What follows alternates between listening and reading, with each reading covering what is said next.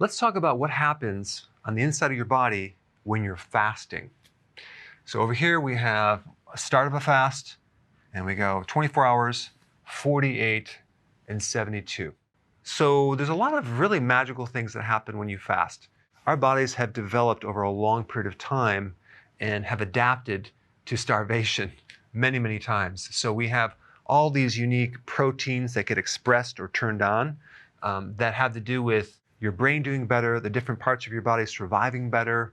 Our bodies have not adapted to the frequency of eating like we do now, like every 3 hours.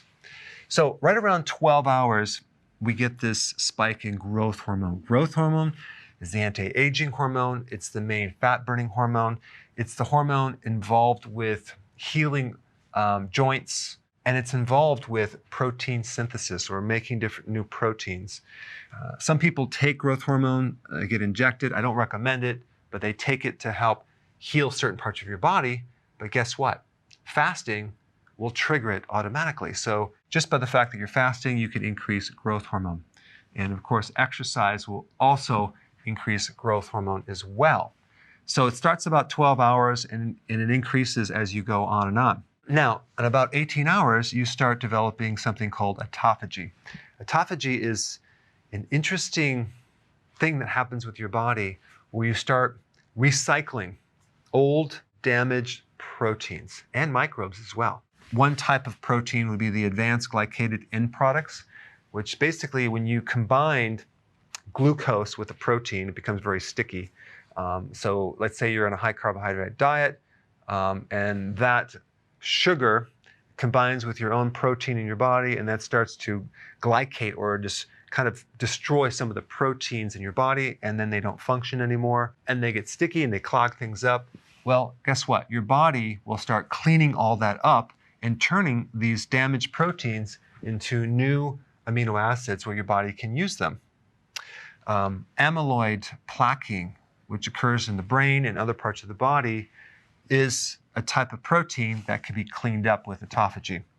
So it's any type of cellular proteins that are not working anymore in your body. Autophagy will start cleaning that up and start to renew the tissue. And it starts right about 18 hours and it gets more and more and more as you start fasting. And in about 24 hours and a little bit longer, you start to really deplete this glycogen reserve, this storage supply of glucose in your liver. So the more that the liver is depleted with glycogen, the more you're going to be running on ketones as the alternative fuel. And if you have a fatty liver, for example, your body will start using that fat and turning that into ketones. So your body is finally able to start tapping into this stored energy, and you're running more and more on ketones, which is a superior fuel. And because you're running on ketones, ketones are an appetite suppressant. So your hunger goes away, cravings are gone. They're antioxidants, so you're building up your antioxidant reserve. They provide more oxygen, so your body is running on more oxygen, less CO2. It's more efficient. And because ketones are a much more efficient fuel than glucose, the thyroid does not have to work as hard. And you may find that your T3 is a little bit lower, but the thyroid stimulating hormone is normal. And all that means is your thyroid is adapting to this new type of fuel. Now, some other cool things that are happening right around 24 hours is that your inflammation is dropping significantly. If you wanted to even speed it up more, you can add some vitamin D to that, and that will really help you. So any type of conditions that involve inflammatory states like arthritis, bursitis, autoimmune type conditions start to improve about 24 hours. You start getting more gut healing because the gut now doesn't have to work so frequently with the gallbladder being stimulated and the pancreas stimulating its enzymes. The gut finally has a chance to just chill out. So if you have this condition called SIBO, which there are microbes in the small intestine, and they should normally be in the large intestine, that starts to become corrected. You start increasing stem cell in the gut, so your gut starts to heal. The heart loves ketones way better than glucose, so you start getting improvement in the cardiovascular function and as well as in brain function. There's something called BDNF. This is a factor that helps make new brain cells. So your brain starts to repair at 24 hours. As you keep going on, you would think you're going to be losing muscle protein, but that's not really what happens because your body becomes more efficient. And there are certain genes that are sparing proteins, so it's not using muscle protein. So the efficiency of fuel is much better. Plus with autophagy, you're using the old damaged proteins and giving you new proteins. So the combination is really good. So the amount of nutrition that you really need to run the body is a lot less because the body just dials down and it can run on a less amount of nutrients. So that's a positive thing. Now, the other thing that happens during autophagy is that you're also cleaning out microbes and fungus and mold and yeast. And to kill off those microbes, your body develops certain oxidants, and you also have antioxidants on the flip side. So your body actually makes things like hydrogen peroxide to kill off microbes, but it also, on the flip side, makes its own antioxidants to actually protect the body against the oxidation. So we have this entire balance. It's only when we have lower amounts of antioxidants and higher amount of oxidants that we get this thing called oxidative stress, which things start breaking down. But when you're doing fasting, you're getting a nice balance of more antioxidants and your body's starting to heal. Now, when you get to 48 hours, you really start to stimulate the stem cells. These are undifferentiated cells. In other words, they're cells that don't have a purpose. So they can turn into this tissue or that tissue depending on what the body needs. So you start to stimulate the stem cell and get more healing and more repair, more anti-aging. You also get decreased risks of certain types of cancer. You get shrinkage of certain tumors. You start making more mitochondria. Now, if you push it and go up to 72 hours, you get even more stimulation of stem cells, okay, and better immune function.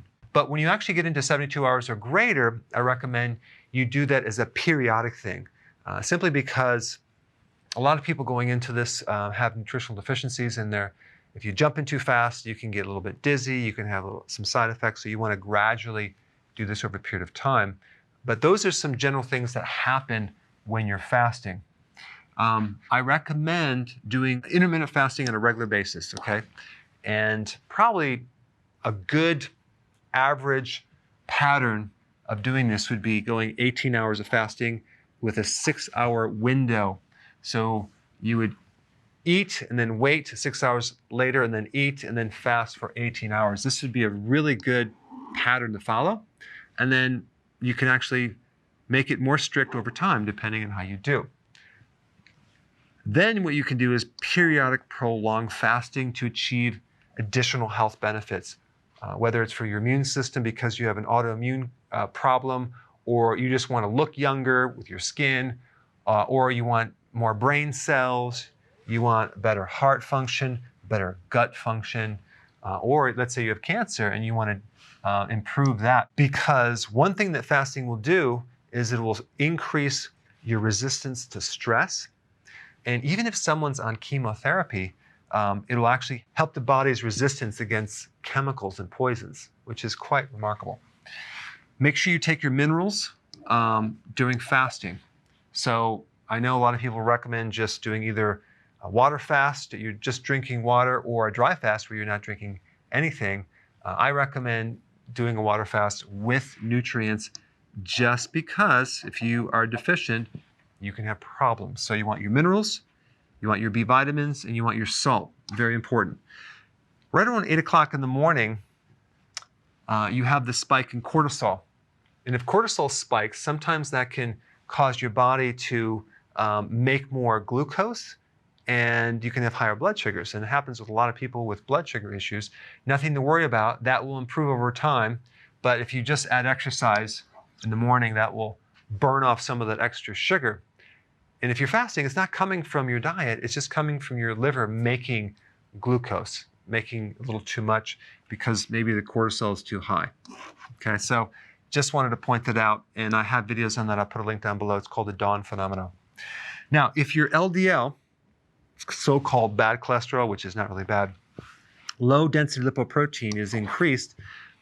The reason for this, especially if you're not consuming any type of significant carbohydrates and you're doing fasting, this is increased from a different reason. Think about one of the purposes of LDL. It's to deliver cholesterol to different tissues, right? Well, think about all the things that are happening when your body is fasting. You are going through a major healing process.